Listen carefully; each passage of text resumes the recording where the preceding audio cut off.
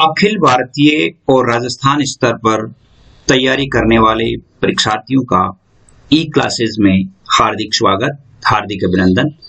प्रिय विद्यार्थियों, competition classes जो कि साहित्य क्लासेस के माध्यम से आपके सामने प्रस्तुत की गई, आपने बहुत अच्छा सहयोग भी किया। और आज हम कंपटीशन क्लासेस 5 जो है कि ई क्लासेस चैनल पर अपलोड करने जा रहे हैं।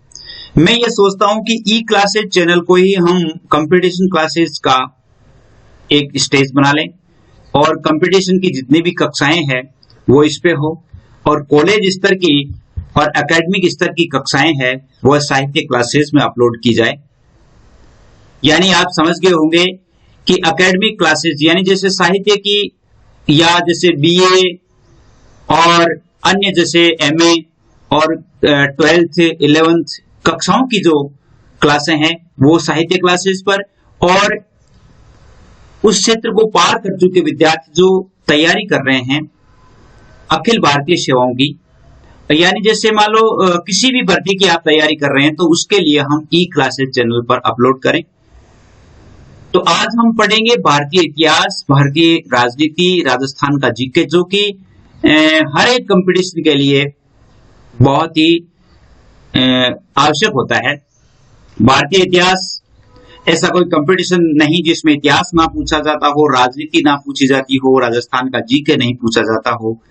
और विशेष रूप से हम BSTC, PTT, BA, BEd, Rajasthan police, पटवारी, रीट और अन्य जैसे बैंक से संबंधित जो भर्तियां हैं, राजस्थान पुलिस से संबंधित भर्तियां, उनके लिए ये वीडियो बहुत ही महत्वपूर्ण है।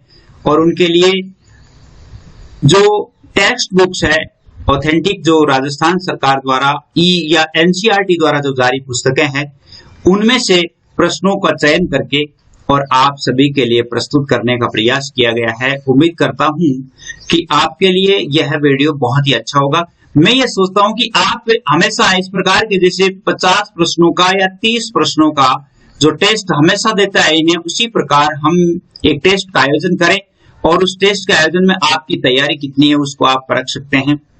पहले अपने यहाँ पर जो कंपटीशन क्लासेस में जो टेस्ट श्रृंखला चलती थी उसमें टेस्ट प्रस्तुत किए गए, यानी टेस्ट के प्रश्न आपके सामने डाले गए और आपने उनका उत्तर है वो अपने जो व्हाट्सएप ग्रुप है, व्हाट्सएप ग्रुप में आपने भेजा।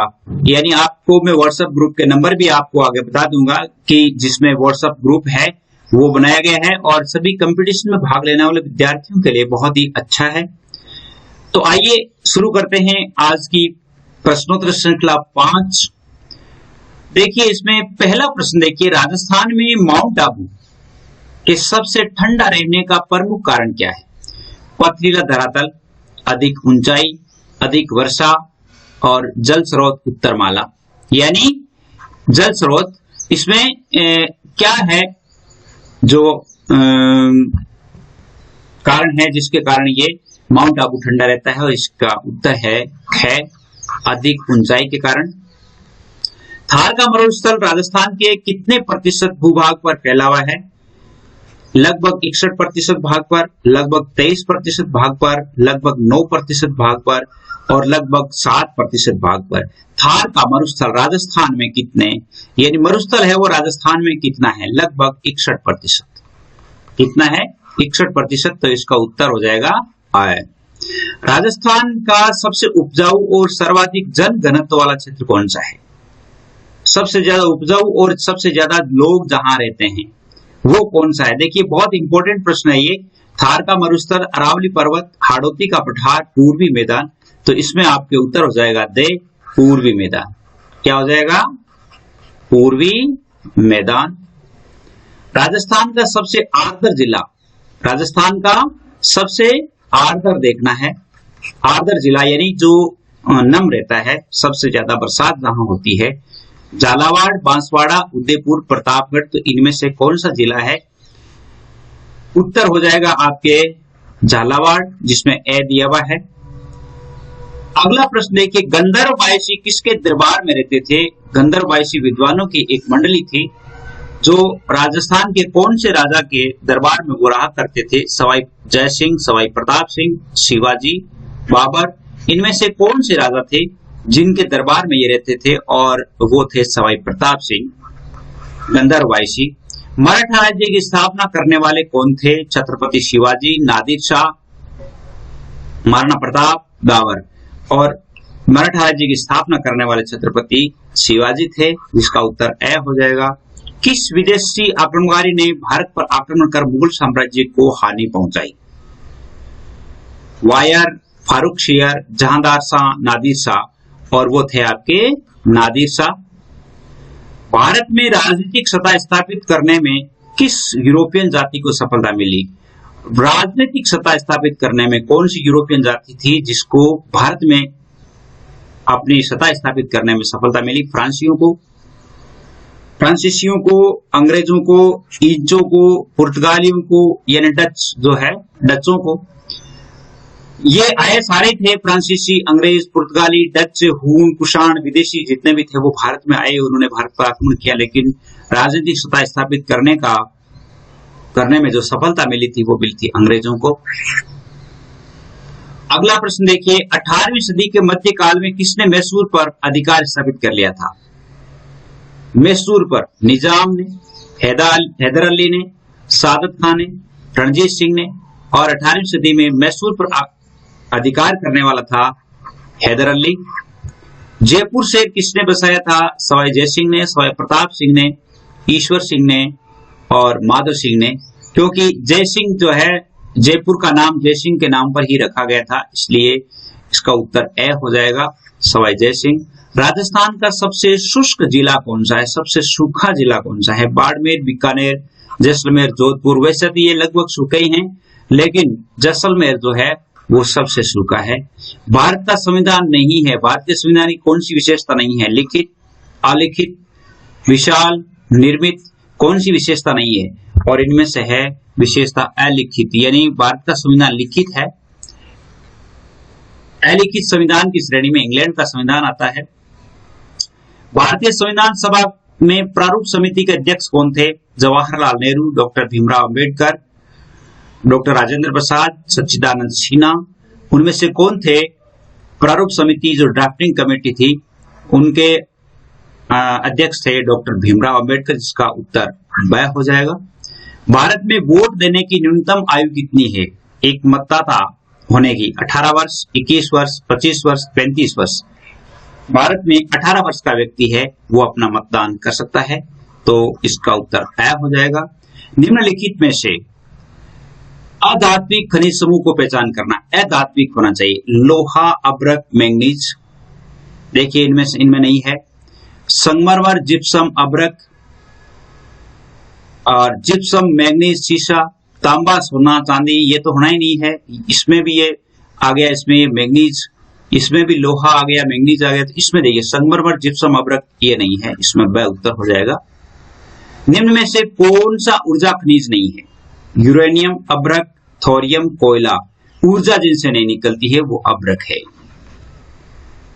70वां प्रश्न देखिए, किन खनिजों के उत्पादन में राजस्थान भारत में एकाधिकार रखता है? वोलेस्टोनाइट और जास्पर, सोना और चांदी, तांबा और जस्ता, अब्रक और मार्बल। इनमें से कौन से खनिज है जिनमें जो भारत में सर्वाधिक निकलते हैं? और वो है वोलेस्टोनाइट और जास्पर, जिसका उत्तर ए हो जाएगा। देखिए आप सभी की सुविधा के लिए व्हाट्सएप ग्रुप का जो निर्माण किया गया, उसमें व्हाट्सएप ग्रुप के नंबर है 9610208295। इनमें कंपटीशन क्लासेस के ग्रुप्स बनाए गए हैं और उस ग्रुप में आप शामिल हो सकते हैं, अपने आप को ऐड कर सकते हैं। यानी आप इन पर लिख कर सेंड करें कि मुझे ग्रुप में से ऐड किया जाए, तो आपको ग्रुप में ऐड कर दिया जाएगा। सूचना है वो तुरंत ग्रुप में आ जाती है। राजस्थान में मिलने वाला कोयला कैसा है? एंथ्रेसाइट, बिटुमेन्स, लिग्नाइट और पीट। एंथ्रेसाइट कोयला है वो सर्वश्रेष्ठ श्रेणी का कोयला होता है। बिटुमेन्स, लिग्नाइट और पीट, इनमें से राजस्थान में कौन सा कोयला निकलता है? वो निकलता है लिग्नाइट, और उत्तर श हो जाएगा। निम्न में से खनिज तेल उत्पादक कौन सा स्थान जैसलमेर में नहीं है? खनिज तेल उत्पादक कौन सा स्थान जैसलमेर में नहीं है?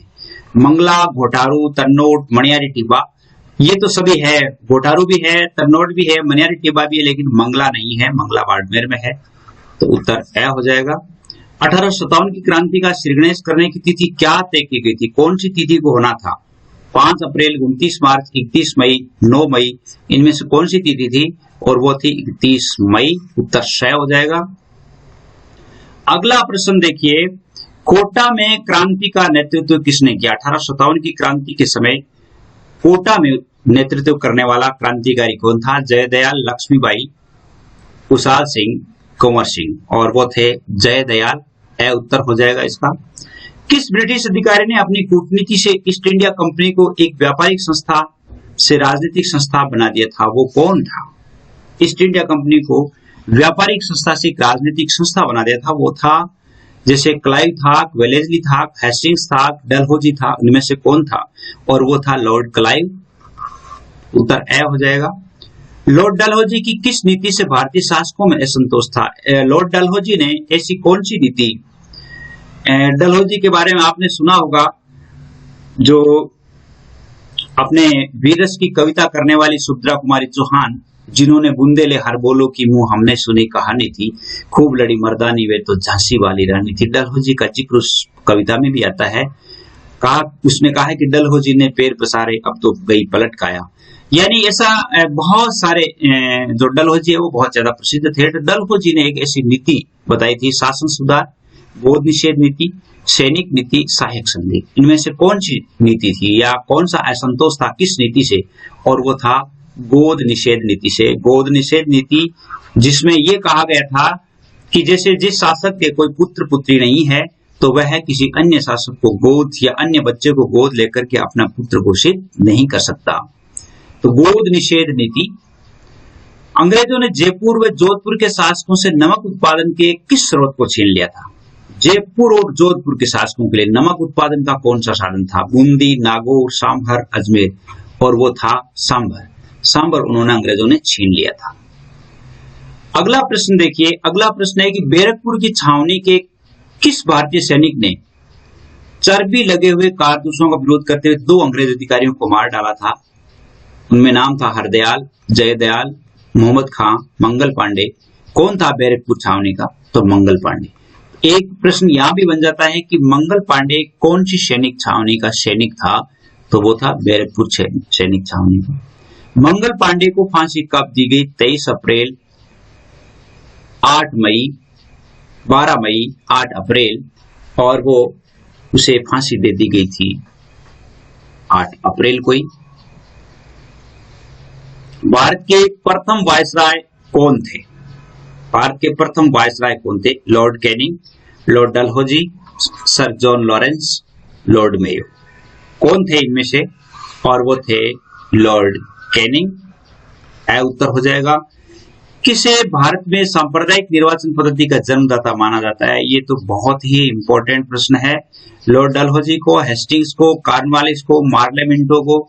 यानी सांप्रदायिक निर्वाचन पद्धति का जनक माना जाता है मार्ले मिंटो को, जॉन मार्ले को, जो कि 1908-9 के समय था। मार्ले मिंटो सुधार के नाम से एक परिषद जो अधिनियम भी उन्होंने पारित किया था।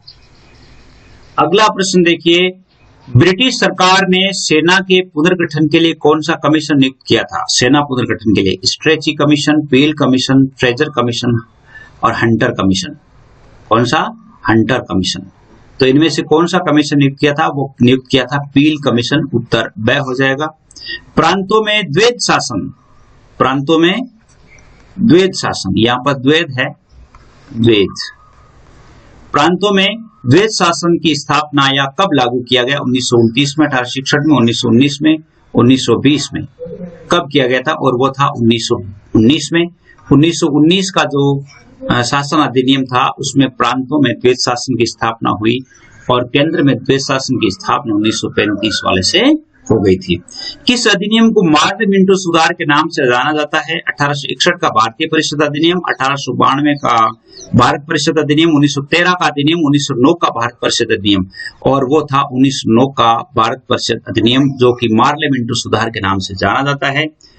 किस अधिनियम द्वारा भारत में सर्वप्रथम संघात्मक सरकार की स्थापना की गई? संघात्मक सरकार की स्थापना 1861 का अधिनियम, 1913 का अधिनियम, 1935 का अधिनियम, 1919 का अधिनियम, और संघात्मक सरकार की स्थापना की गई थी 1935 के अधिनियम के तहत। अगला प्रश्न देखिए, अब जो प्रश्न है वो है भारतीय संविधान सभा के स्थायी अध्यक्ष कौन थे? Doctor Bhimrao Ambedkar, Jawaharlal Nehru, Sardar Patel, doctor Rajendra Prasad. कौन थे इनमें से? और वो थे डॉक्टर राजेंद्र प्रसाद। उत्तरदाय हो जाएगा। अलिखित संविधान का उदाहरण है, इनमें से कौन सा संविधान है जो लिखित नहीं है? भारत का संविधान, अमेरिका का संविधान, ब्रिटिश का संविधान, चीन का संविधान, और वो हो जाएगा ब्रिटेन का संविधान, जो कि अलिखित संविधान के नाम से जाना जाता है। निम्नलिखित में से अधात्विक खनिज कौन सा है? संगमरमर, लोहा, सोना, तांबा और अधात्विक संगमरमर हो गया अपना आप ही। क्या उत्तर हो जाएगा इसका? किस राज्य को खनिजों का अजायब घर कहा जाता है? झारखंड को, उड़ीसा को, राजस्थान को, कर्नाटक को। कौन सा राज्य है? खनिजों का अजायब घर राजस्थान को कहा जाता है। उत्तर गय हो जाएगा।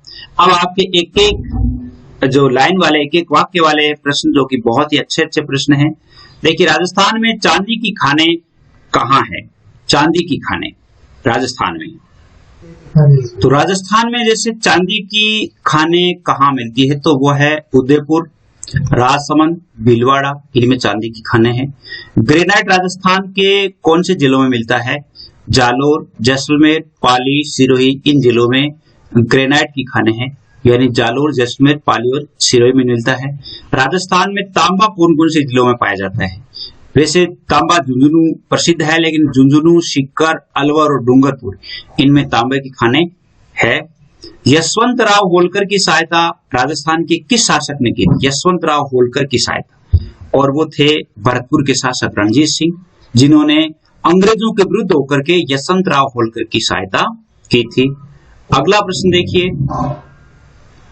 अगला प्रश्न है कि गंधर्व बायसी किसके दरबार में रहते थे? गंधर्व बायसी जयपुर के विद्वान सवाई प्रताप सिंह के दरबार में रहते थे।